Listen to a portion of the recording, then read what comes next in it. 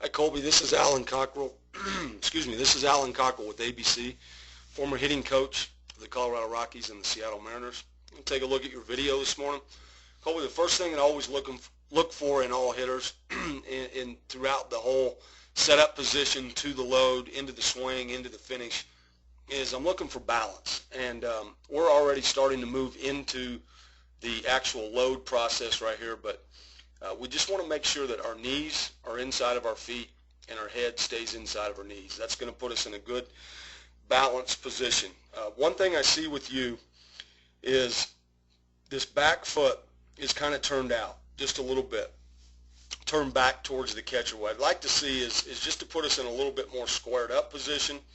I'd rather see this back foot more pointing towards home plate just a little bit. And what that'll do is that'll just kind of put this knee a little bit more inside this back foot right here. Okay, and I think that will help, especially as we get into the later parts of your swing right here.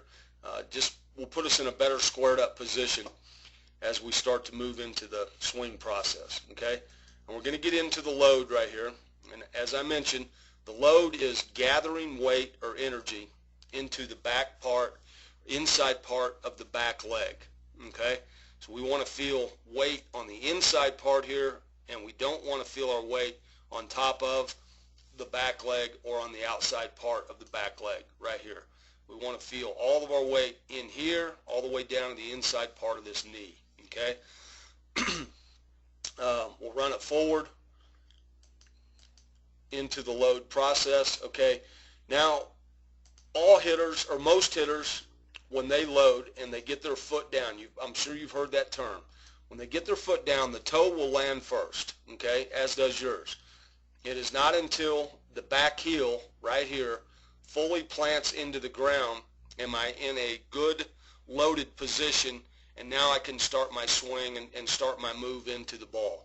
Okay, the thing that I look for most in this position is I want to make sure that my stride foot is not any more open than 45 degrees. When we look at your stride foot, you're at 65 degrees.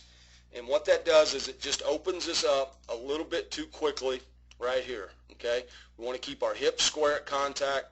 I want to keep good equal bend in both knees right here. And I want to make sure that this foot, this stride foot, is more into this position so that this front hip right here, this front hip, is a big time nemesis.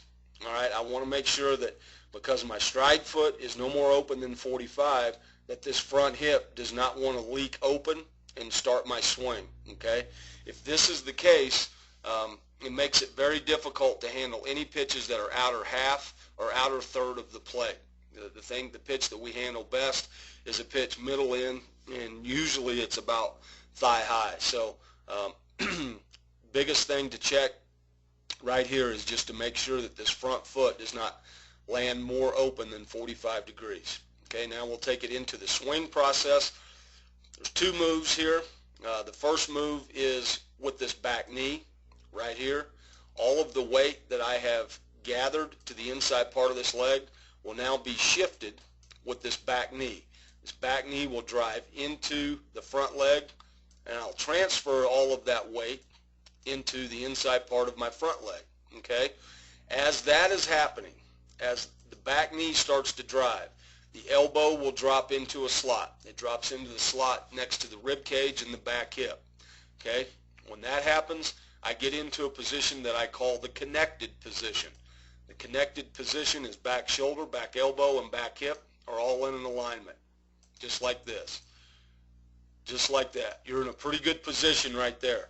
Now from this position, the back elbow stops, and the hands will start to work in front of my body, out front, and just as they cross the center of gravity in my body, which is my belly button or my belt buckle, now I will start to release the bat to the ball.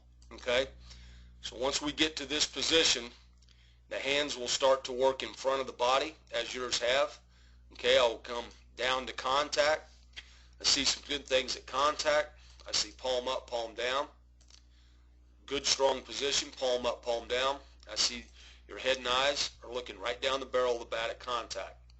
And I want you to know, Colby, that as soon as the head and eyes come up out of the swing to follow the flight of the ball, that's the direction that my barrel is going to go to. So in essence, when my head comes up, my swing is over because the bat barrel is going to follow that. Okay, you've done a good job here of disciplining yourself to keep your head and eyes down through contact and past contact. And because you have, we get good full extension through the baseball. It was probably an inner half pitch, and you stayed through this ball pretty good.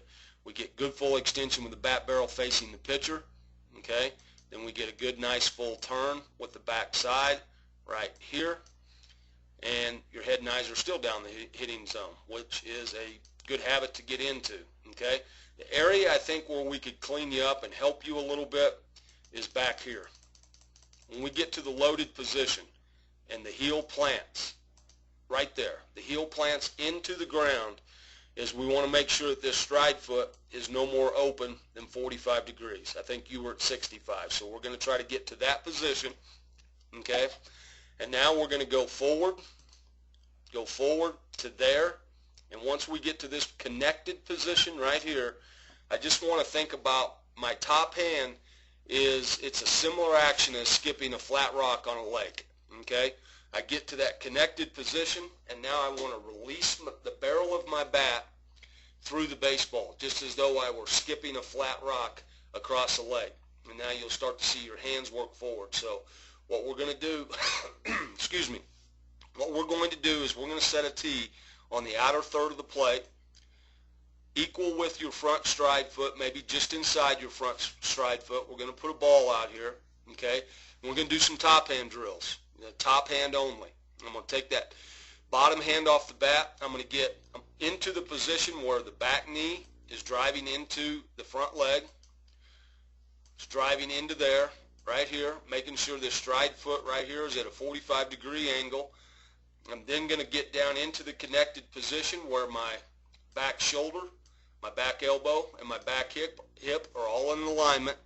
And now from there, I'm just going to skip the rock, and I'm going to feel the extension and the bat speed going through that baseball. Okay, if we're doing this drill in a cage, we'll see the ball go through the right side of the cage. If we do this drill on a field, we'll see low line drives right through the second baseman. But the idea is keeping the front side of the body, keeping it closed so this front hip doesn't leak open too quickly there, and I allow for bat speed and extension through the ball that's outer half. It'll help us as we get older and we face guys that have good command of their fastball or guys that have breaking balls that they can throw to the outer half of the plate. We need to stay on that pitch and maximize our bat speed. So the thought process is something that we've all done as a kid. Get to the connected position and then skip the rock across the flat leg. So I'm connected. Now I release the bat, my hands go forward, I release the bat, and the bat speed stays through that ball outer half, and this will definitely help you become a better hitter. So, Colby, I want to thank you for coming to our camp, and best of luck, buddy.